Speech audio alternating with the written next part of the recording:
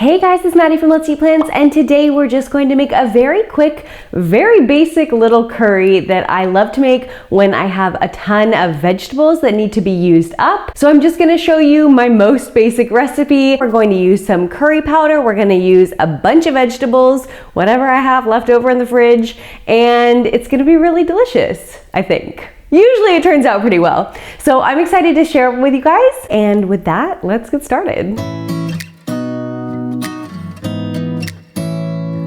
So I think the first thing you should do is really wash and prep all of your veggies and spices and everything you're going to use.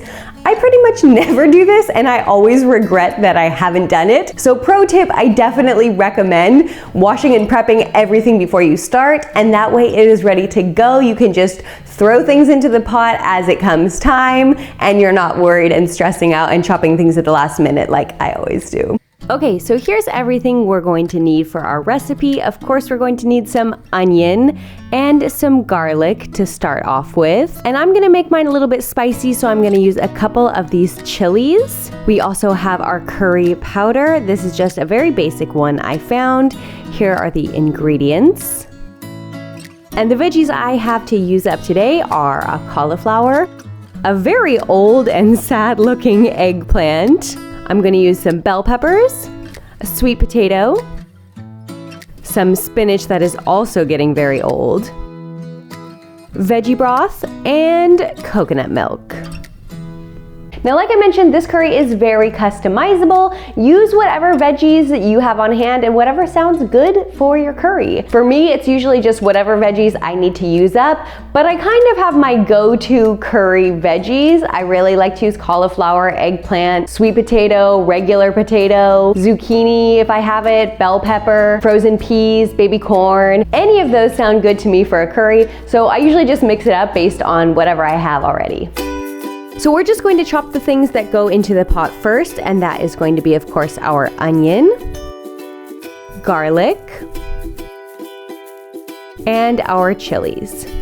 I am doing a veggie broth sauté instead of using oil. You can also use water at this step. And now we're just adding the onion, garlic, and chilies to sauté for a couple minutes.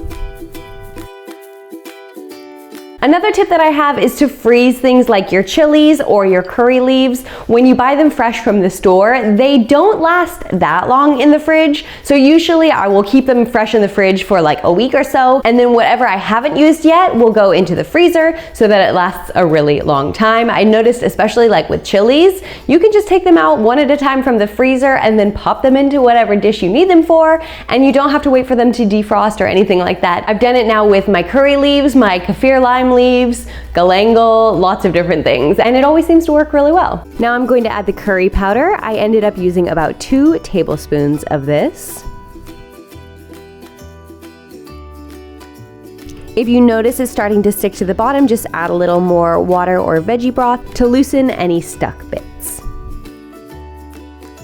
Now to peel and chop the rest of our veggies, we are starting with the sweet potato.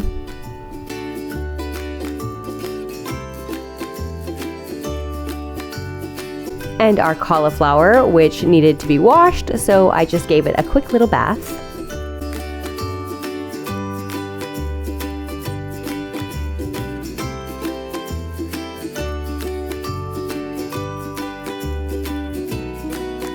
And our eggplant. See, it looks good as new under that skin.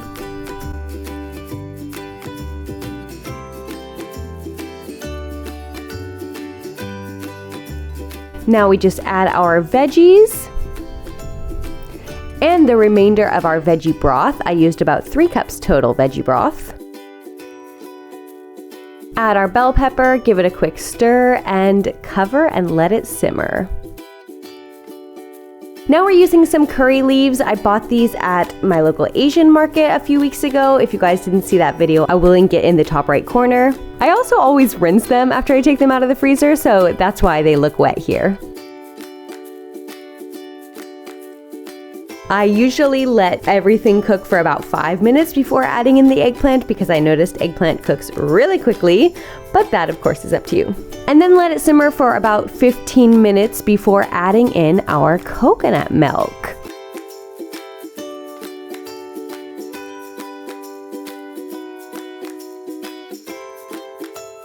So now is the time we want to add our spinach leaves. If you are using them fresh, I just throw them in at the very last minute and they wilt into your curry all nicely. You don't really have to worry about cooking them, so they just go in at the very, very end. Some cooked chickpeas would also be really good in here if you wanted a little extra protein. My husband doesn't like cooked chickpeas in his curry, so I just put them in mine separately after I've served myself. But if you're a chickpea-loving household, definitely put some into your curry. I recommend usually about halfway through the cook time. They don't really need to cook, they just need to get warmed and softened and flavored.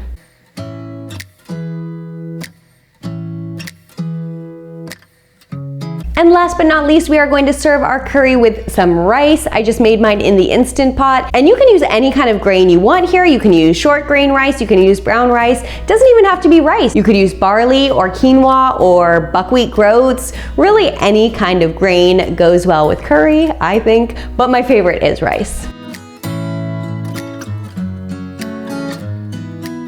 So I hope you guys enjoyed this little afternoon cook with me. If you are interested in the recipe, I will leave it in the description box down below. And if you're new here, don't forget to subscribe. I'm making new videos every week, mostly healthy, but always vegan because that's how I roll. If you're looking for other vegan or whole food plant-based recipes, I will leave some short playlists up on the screen for you guys to watch after this video. And with that, let's eat plants, and I will see you guys next time.